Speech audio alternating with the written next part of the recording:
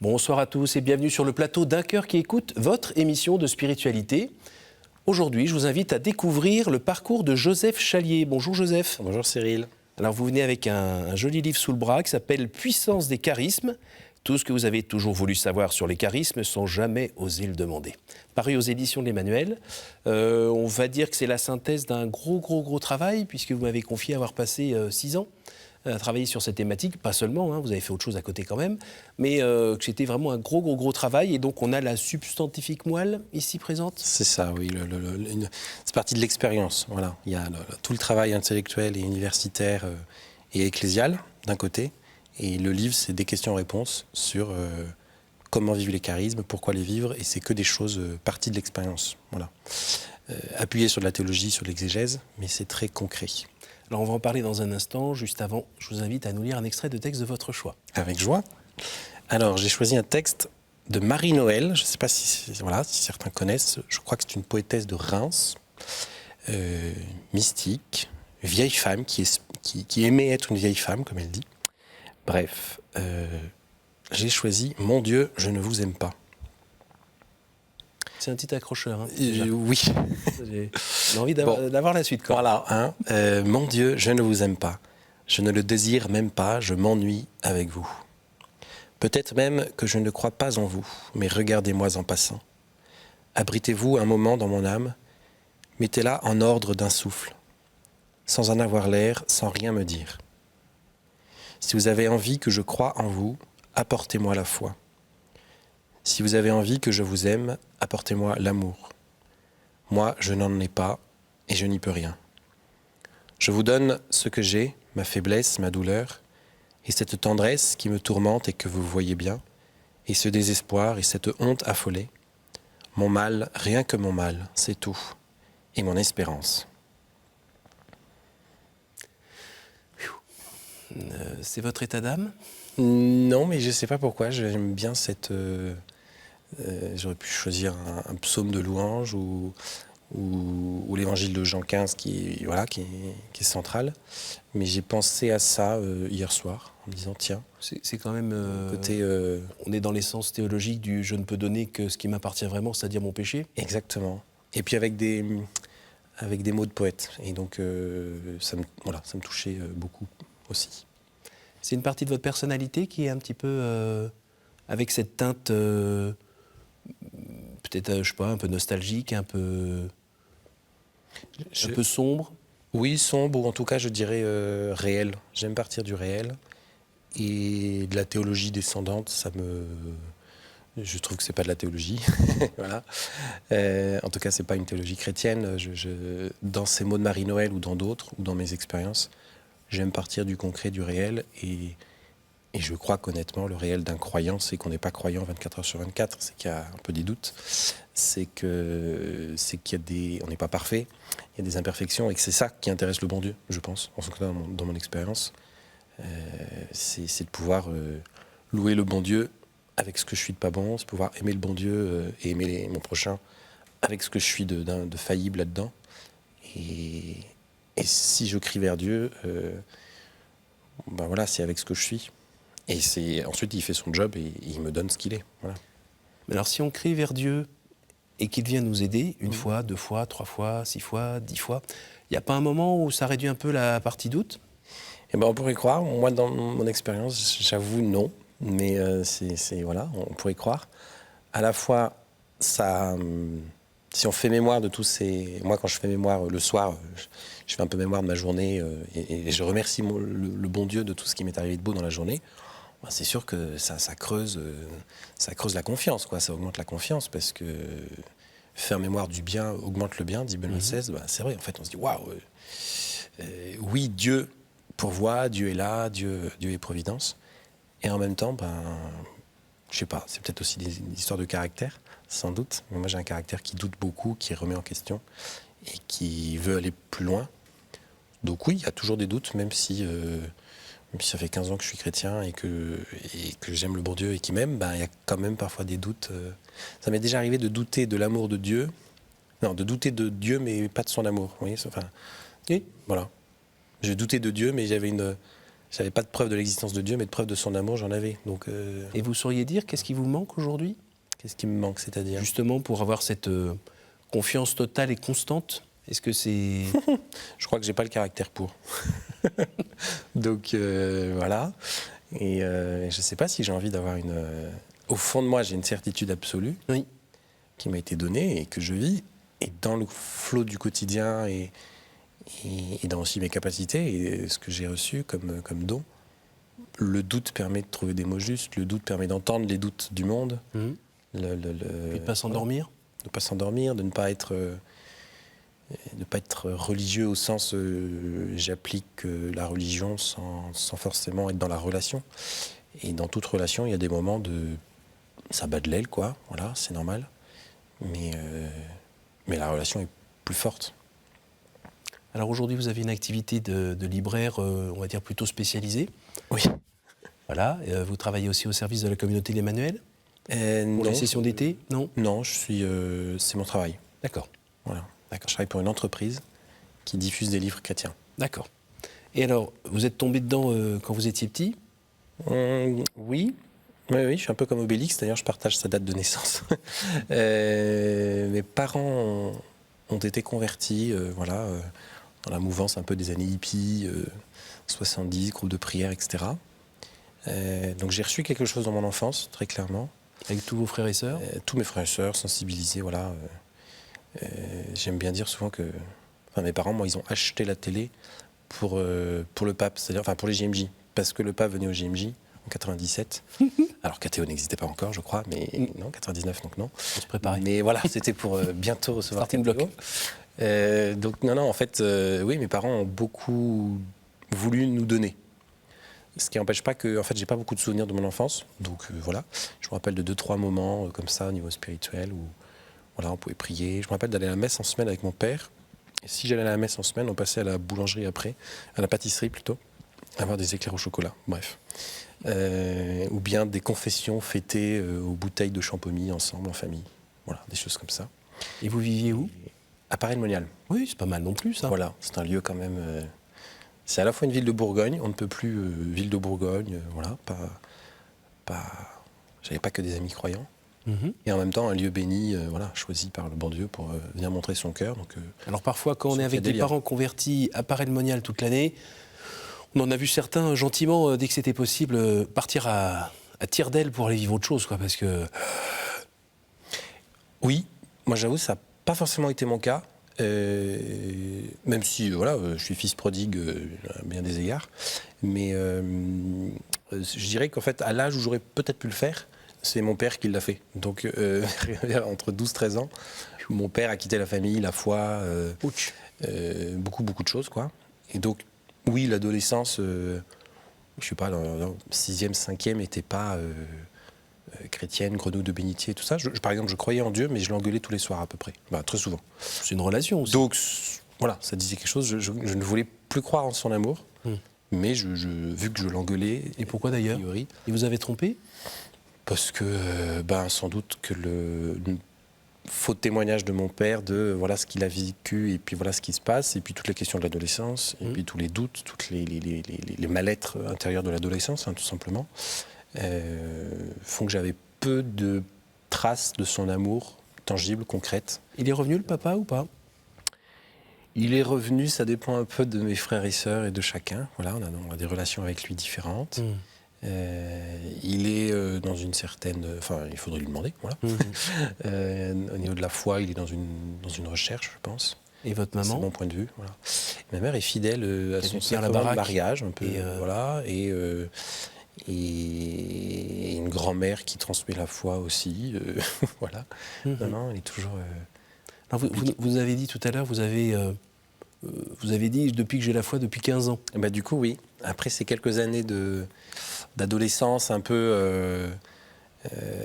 avec des questions un peu fortes, quoi, liées aussi à des addictions, à des manques de tendresse paternelle, par exemple. Oui, bien sûr.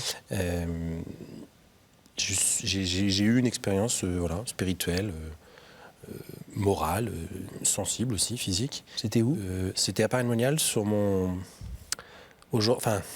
C'est là où j'ai passé le bac de javelot aussi. Vous voyez, pour moi, je sais que les gens peuvent imaginer Paray-le-Monial, Lourdes ou Ars que comme des lieux bénis, etc. Et ils sont bénis, mais enfin, comme toute partie de la terre, je pense. Mais pour moi, c'est aussi juste bêtement mon parc municipal, quoi. Les balles du 14 juillet, c'est là-bas. Enfin, voilà, j'ai passé mon bac de javelot là où j'ai rencontré le bon Dieu. C'est un peu drôle.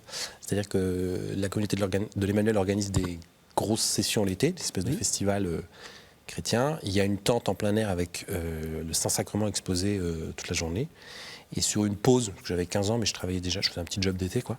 Sur une pause, je suis allé, c'était pas du tout dans mes habitudes, je sais pas ce que je suis allé faire là-bas, je suis allé, sur conseil de ma mère, je sais plus comment c'était ces termes, mais va te décharger à la chapelle. Voilà. Elle savait que je priais plus trop, hein, enfin, que c'était pas vraiment mon grand ami. Et là, j'ai reçu une expérience, j'ai vécu une expérience à la fois sensible sur le moment, donc qui était impactante, enfin qui était interpellante, il se passe quoi là, je ne pouvais pas passer à côté, et en même temps j'ai reçu une certitude qui ne m'a pas quitté depuis, malgré les doutes et les questions, qui était que j'étais aimé, moi, Joseph Chalier, personnellement, sous-entendu tais-toi, enfin je le dis plus vulgairement d'habitude, c'était tellement impactant, imprimant, que cette certitude d'être aimé ne me quitte pas.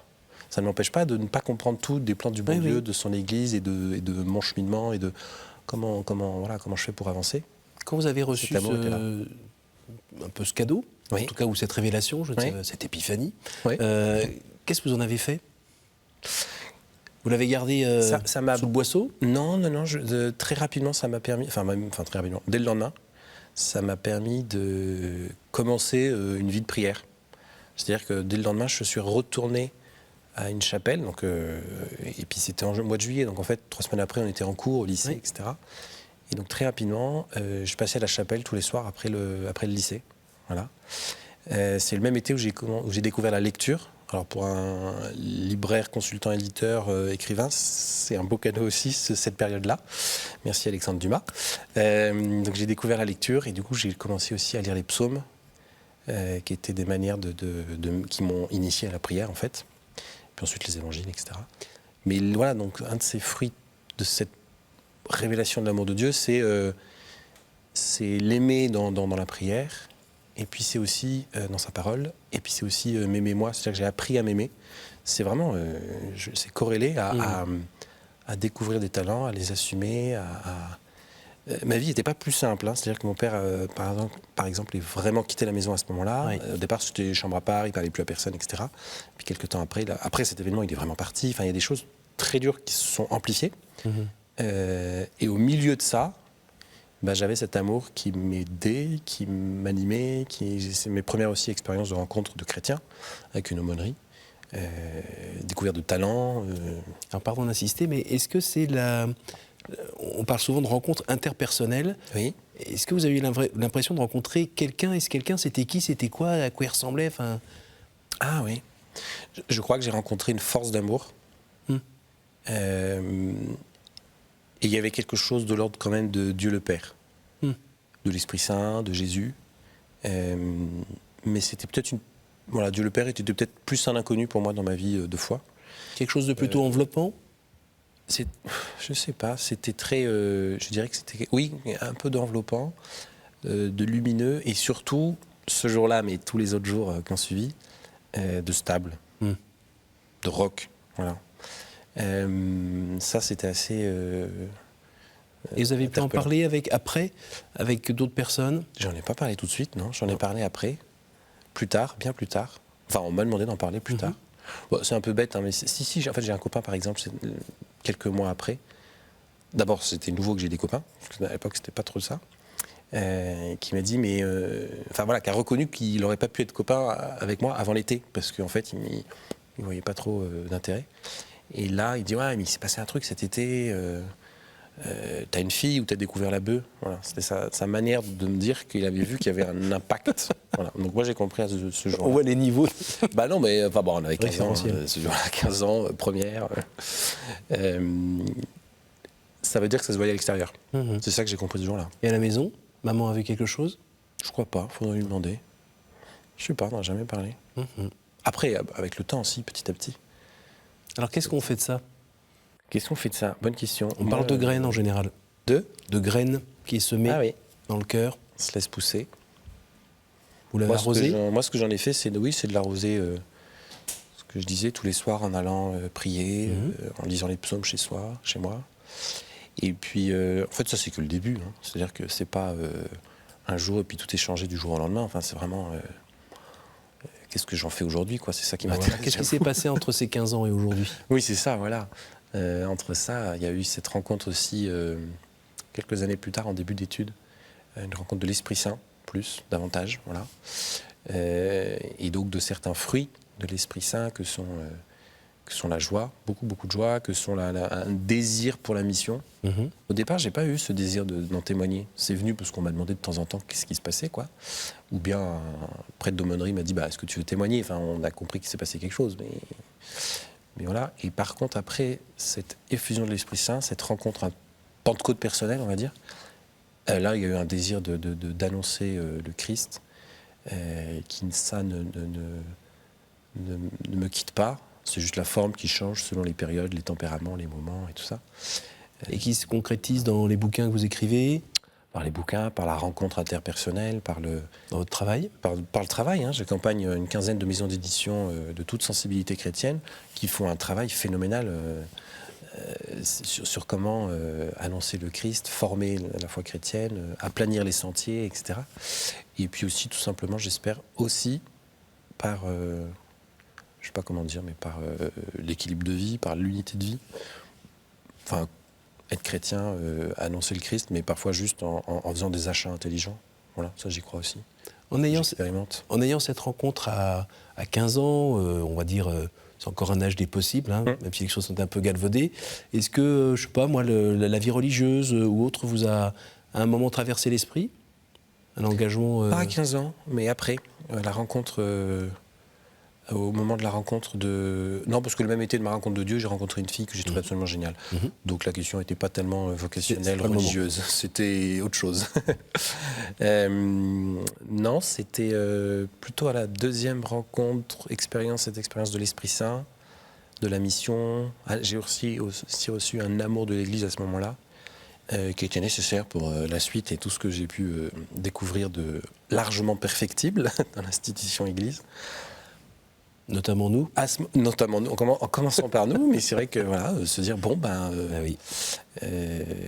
Peut-être qu'il y a quelque chose, au vu de ce que j'ai reçu et de ce que ça a donné dans ma vie, c'est-à-dire un grand désir missionnaire, une facilité de rencontrer les gens, un désir de radicalité, mais j'avais 18 ans, donc c'est aussi l'âge de désirs radicaux.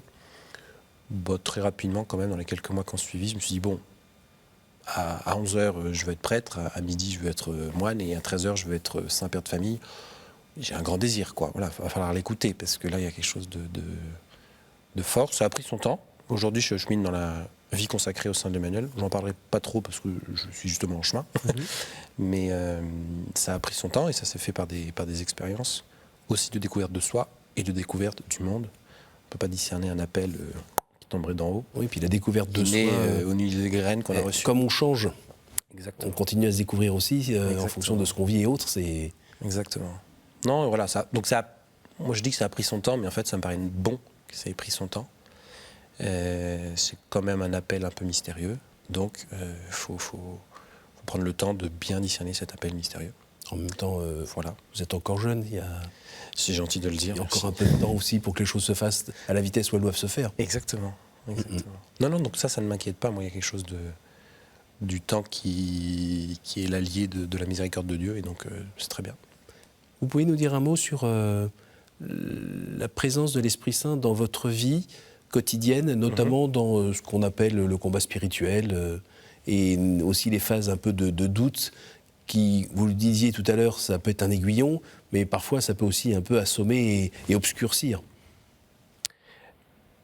Oui, alors peut-être très concrètement, moi j'avoue, j'aime bien commencer mes journées par un Veni Creator, ou bien chanter l'Esprit, enfin non, c'est pas ou bien, c'est et bien, et aussi invoquer l'Esprit Saint, l'appeler de temps en temps au milieu de la journée. Ça n'empêche pas de prier Notre Père, de prier Jésus, ou de rencontrer Jésus dans la parole de Dieu, etc. Mais de aussi quand même invoquer cet Esprit Saint au milieu du travail, au milieu de rencontres, Et puis au milieu de... Voilà, moi j'habite Paris. C'est pas tous les jours happy, fun et décalé, Paris. Enfin, voilà, donc régulièrement, j'aime bien louer le bon Dieu au milieu de Paris sur mon vélo, voilà, et appeler l'Esprit Saint. Voilà, Merci pour ce bouchon. Ouais, viens bénir ce quartier, viens bénir ces gens qui font la gueule, viens bénir. Voilà. Et donc là-dessus, l'Esprit Saint, je lui demande beaucoup d'agir. Pour moi, l'Esprit Saint, vraiment, c'est ce que je vis dans le quotidien. Hein. C'est aussi ce Dieu en action. Et vous l'amour voyez de Dieu souvent en action. agir concrètement? Oui, parce vous nous dites d'abord, que vous êtes très présent dans le réel. Je le vois présent sur moi. Mhm. C'est-à-dire que j'ai un caractère un peu critique qui voit tout de suite le problème de ce qu'il faut réparer, de ce qu'il faut changer. Ajouter à ça une dose d'impatience et de il faut y aller. S'il n'y avait pas l'Esprit Saint, je serais plus insupportable que ce que je suis peut-être déjà. Et deux, je nierais le temps. Je ne prendrais pas le temps comme allié de la miséricorde de Dieu et de dire, voilà, on va le faire avec le temps et respect des personnes, etc. Et donc l'Esprit Saint m'aide parce que la louange, à me donner un cœur de louange face à... C'est pas parce que ça, c'est pas encore parfait qu'on ne peut pas être déjà dans l'action de grâce de ce qui existe déjà. Donc votre prière à l'Esprit Saint vous permet on va dire bêtement, de vivre en chrétien toute la journée. Et pas simplement le matin, le midi, le soir ou le dimanche, mais tout le temps, parce qu'on en a besoin tout le temps. Oui, et puis c'est parfois même l'acteur premier de ma prière, d'où la prière de Marie-Noël, là, tout à l'heure. Parfois, j'ai pas envie de prier, je demande à l'Esprit Saint de m'aider à prier. Ou bien avant une lecture, une lectio divina, un temps d'oraison autour de la parole de Dieu. Bon, de savoir que l'Esprit Saint a inspiré, que c'est le même esprit qui a inspiré ceux qui ont écrit la Bible, et qui est le même esprit qui aujourd'hui peut m'inspirer pour en vivre. Cette parole, du coup... c'est pas automatique, c'est pas ultra efficace en mode on-off, mais cette confiance en l'Esprit Saint, cette relation à l'Esprit Saint, personnelle, au cœur de la journée, au cœur de ma vie de foi, et puis chaque jour à la fois, c'est-à-dire un jour après l'autre, et en même temps ça fait des centaines de jours, et donc je vois aussi la fidélité de l'œuvre de l'Esprit Saint pour... Il y a parfois, dans une journée, je vois son action immédiate, parce que le problème est immédiat et petit. Et puis parfois, c'est sur le temps long. Le nombre de projets qu'on m'a dit non, c'est pas possible. J'étais convaincu que c'était ce que l'Esprit Saint quand même voulait. On patiente, on invoque l'Esprit Saint. Et puis petit à petit, ça se fait alors qu'on avait dit que c'était pas possible, quoi. On sent que c'est votre espérance personnelle, c'est aussi une espérance pour le monde, en fait. Ah oui. Ah oui, oui. Oui, parce que le royaume de Dieu... moi, je donne ma vie pour le royaume, mais pas juste céleste. Il est céleste, il est... Voilà, mais... Et il n'est pas dès maintenant, mais il y a quand même... quelque chose qu'il faut vivre dès maintenant. Et qui passe par vous, moi. L'action sociale, par l'interpersonnel, par la prière, par tout ça. Vous avez un jeu de cartes. Oui. C'est nouveau, ça. Par 3 fois, je vais vous demander de me dire un chiffre entre 1 et 10, parce que sous ces cartes, il y a des questions courtes qui attendent des réponses courtes. Très bien. Je vous écoute. 3, 5, 7. Quel est l'endroit ou le lieu qui vous porte le plus à la prière? La rue. Vous pouvez développer? C'est court. Oui, mais là... La rue, parce qu'il y a des êtres humains, du coup je prie pour eux, et que toute ma vocation de prier pour le monde prend son sens, qu'il soit dans la joie ou qu'il soit dans la peine. La rue, parce que en tout cas dans certains quartiers de Paris où j'habite, on habite de plus en plus la rue, et tous les sujets qui font la une des journaux, machin, prennent un visage très concret, pas forcément beau, pas forcément avec une bonne odeur, mais c'est concret, et du coup de pouvoir invoquer l'esprit ici. Et puis la rue, parce que pareil, des lectio divina dans la rue, c'est là où c'est pas le plus retiré. Voilà, je reviens d'une retraite là, il y a quelques jours en monastère, c'était très bien. Mais la rue, c'est là où le plus quotidiennement, c'est là où j'arrive à le prier. Quel est le personnage ou le saint que vous aimeriez retrouver au ciel? Churchill. Pourquoi? Parce qu'il a beaucoup de défauts et on partage beaucoup de défauts en commun. Et que je serais heureux qu'il soit au ciel. Voilà, je me dis, tiens, ça serait plein d'espérance pour moi aussi. En dehors de la Sainte Famille, quel est le personnage biblique qui vous touche le plus en ce moment? Paul. Saint Paul. Pourquoi?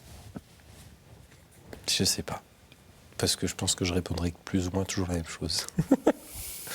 Non, Saint Paul, pour son parler cash, peut-être. Merci beaucoup, Joseph. Merci. Merci d'avoir pris le temps de nous retrouver ici, notamment pour dire un mot sur Puissance des charismes, votre nouveau livre paru aux éditions de l'Emmanuel. Puis merci de nous avoir raconté un petit peu ce parcours avec ces zones de lumière, celles qui le sont un tout petit peu moins, mais qui attendent de la lumière. Bon cheminement. Merci à vous tous pour votre fidélité. N'hésitez pas à retrouver, partager cette émission grâce à notre site internet www.ktotv.com. Un salut à ceux qui nous écoutent en podcast et moi je vous dis à la semaine prochaine.